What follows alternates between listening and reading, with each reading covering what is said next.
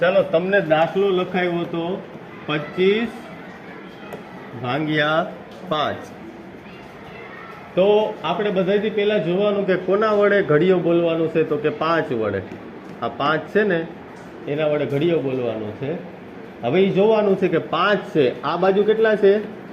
2 છે. 5 મોટા કે 2? 5. મતલબ કે 5 ના ઘડિયામાં 2 ન આવે. તો આપણે શું કરવું પડે? 2 અંકો એક સાથે લેવા પડે. આ 2 અંકો છે ને એને એક સાથે લ્યો તો હવે 25 થઈ ગયા, જે 5 કરતા મોટા છે. બરોબર? તો હવે ભાગ હાલશે. 5 એકાનો પાડો બોલીશું. 5 એકુ 5, 5 દુ 10, 5 તેરી 15, 5 ચોક 20, 25 25. તો જે અહીંયા 25 એટલે 5 ઉપર આવશે, અહીંયા આવશે 25. ભાગાકારો એટલે વચ્ચે નિશાની આવે,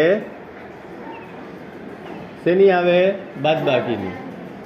5 માંથી 5 જાય તો 0, 2 માંથી 2 જાય તો 0. તો અહીંયા આપણને જે જવાબ મળે છે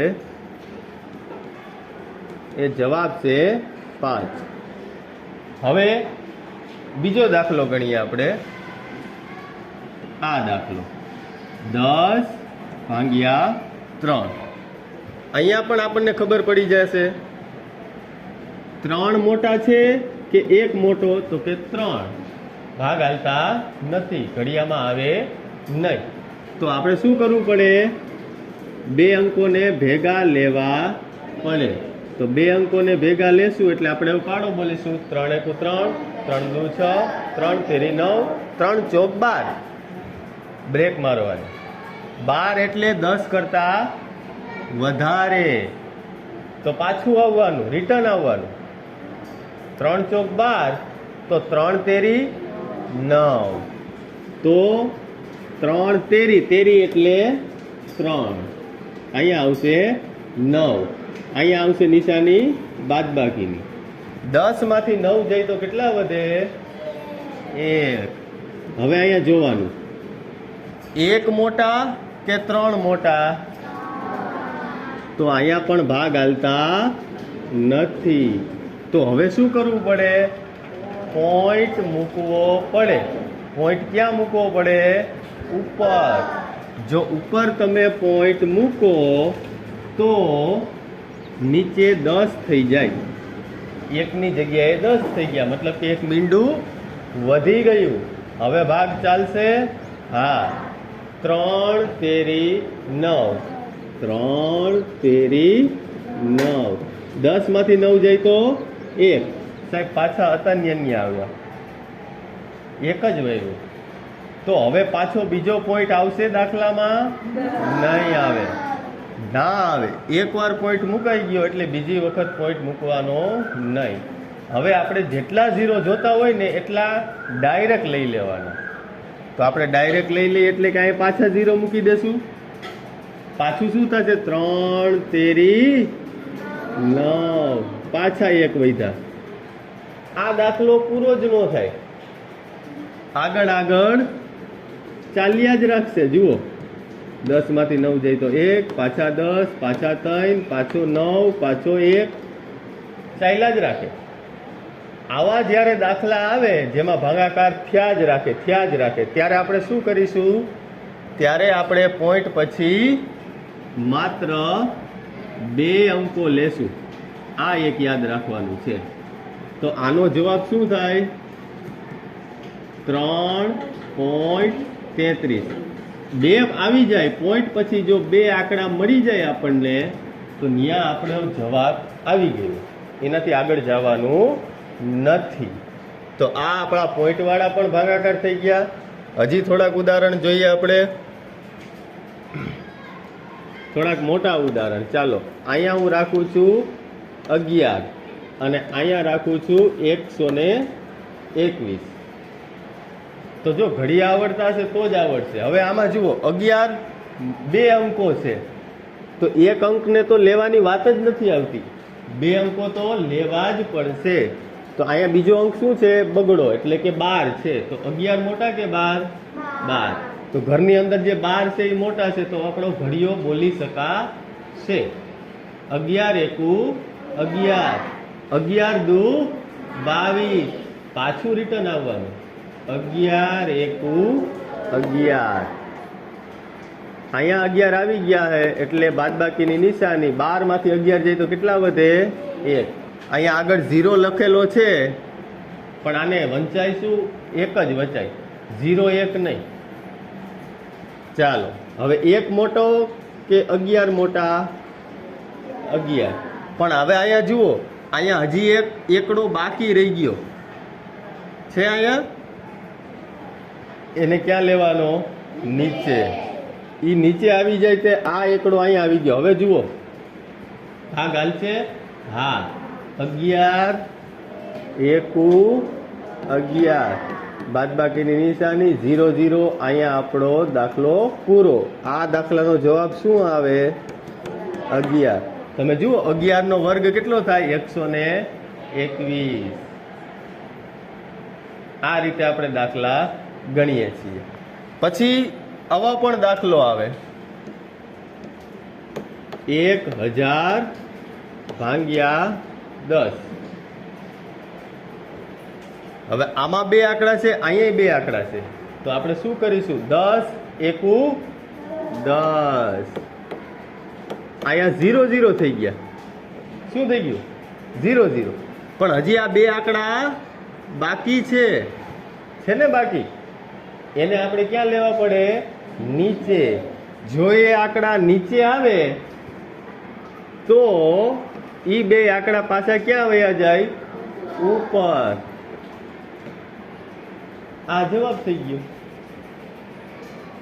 મતલબ કે જે દાખલાની અંદર બે આંકડા આ 0 હોય તો જો બાકીના આંકડા હોય તો ભાગાકાર ઉતારતા જવાનું નીચે નીચે નીચે નીચે જાતું જવાનું પણ આમાં એવું નથી એટલા માટે આપણે સીધા ક્યાં મૂકી દીધા ઉપર મૂકી દીધા સમજાણું આ જ દાખલો આપણે બીજી રીતે ગણીએ 1000/10 યાદ આવ્યું ભાગાકારની નિશાની જે 4 નિશાનીઓ ભાગાકારની છે એમાંની નિશાની છે અહીંયા આપણને ખબર છે સીધે સીધું શું થાય 0 0 ઉડી જાય તો શું મળે આપણને મળે છે 100/1 તો 100 ને 1 વડે ભાંગો તો 100 જ જવાબ મળે કારણ 100 રૂપિયા છે અને એક છોકરો છે તો 100 એ 100 રૂપિયા કોના એ એક છોકરાના એટલે અહીંયા 100 આવી ગયા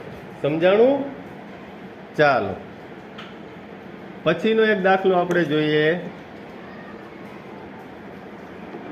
144/12 12 એકાનો પાડો બોલવાનો 14 ની માથે નથી જવાનું બે આંકડા હોય એટલે પેલા બે આંકડાને જોઈ લેવાના જો એના કરતા નાના હોય ને અંદરના આંકડા તો 3 આંકડા લઈ લેવાના પણ અહીંયા તો આપણે બે આંકડામાં ચાલ્યું જશે હવે અહીંયા શું થશે 14 આપણને દેખાય છે અહીંયા 12 એકુ 12 12 દુ 24 તો 24 કેવા થઈ ગયા મોટા થઈ ગયા 14 કરતા મોટા છે એટલે નહીં હાલે એટલે પાછું રિટર્ન આવવાનું 12 એકુ 12 તો એકુ અહીંયા 12 14 માંથી 2 જાય તો 12 જાય તો 2 અહીંયા 0 હવે 2 મોટા કે 4 અલા 2 મોટા કે 12 12 તો હજી અહીંયા પણ એક આંકડો છે ને એને નીચે ઉતારવાનો 24 થઈ ગયા 12 એકુ 12 12 દુ 24 તો અહીંયા કેટલા આવશે 2 12 દુ 24 તો આપણો જવાબ શું મળ્યો આપણને 12 સમજાય છે સરળ છે ને દાખલા આવડે પણ ક્યારેક આવો દાખલો પૂછી લે તો શું કરવું હવે આ દાખલાની અંદર 5 નો ઘડિયો બોલવાનો છે અને 0 ની માથે જવાનું નથી તો શું કરીશું આ દાખલો થઈ શકે નહીં કારણ કે 0 ના ભાગ પાડવા શક્ય નથી સમજાણું આમ તો 0 ના તમે અઢળક ભાગ પાડો કે 0 ને તમે 1 લાખ ભાગ પાડો તોય જવાબ શું આવે? 0 જ આવે. તો આ દાખલાનો જવાબ શું થશે? 0. તમને ખબર છે જે ઘરની અંદર હોય એ ક્યાં હોય? ઉપર. અને ઘરની બહાર હોય એ ક્યાં હોય? નીચે. એક પણ રૂપિયો નથી ને 5 છોકરા છે, તો બધાના ભાગમાં શું આવે? કાંઈ નહીં. કાંઈ નહીં એટલે 0. આ દાખલાનો જવાબ આવી ગયો. હવે આ 0 ને આપણે બહાર કાઢીએ અને 5 ને અંદર મૂકીએ. હવે દાખલો આમ થશે, 5/0. 5 રૂપિયા છે અને છોકરા એ કઈ નથી. છોકરા 0 છે, છોકરા કોઈ છે નહીં. તો આનો જવાબ કેટલો આવે? નહીં. નહીં. 5 નો આવે, 5 જવાબ નો આવે, 0 જવાબ નો આવે. 2 જવાબ આવી શકે. એક આવે અનંત, અથવા જેને આપણે કહીએ ઇન્ફિનિટી. આઠડાને હુવરાવી દો એટલે આ અનંત કહેવાશે. અથવા તો બીજો જવાબ આમ લખે કે 0 વડે ભાગાકાર નો થાય. થાય જ નહીં. 0 વડે ભાગ પડે નહીં. એટલે આ દાખલાનો જવાબ આ રીતે આવે. તમે આમ પણ લખી શકો, અનંત પણ લખી શકો, અથવા તો એમ જવાબ નથી. આ દાખલાનો જવાબ નથી. ખ્યાલ આવ્યો? તો આટલી રીતે આપણે દાખલા ગણ્યા. હવે વધારે પ્રેક્ટિસ માટેના દાખલાઓ તમારે ગણવાના છે. ચાલો, રકમ અહીંયા હું લખું છું. આ દાખલાઓ તમારે ગણવાના થશે. 3/123, 25/25,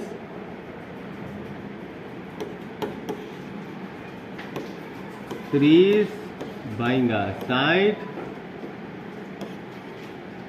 7/22,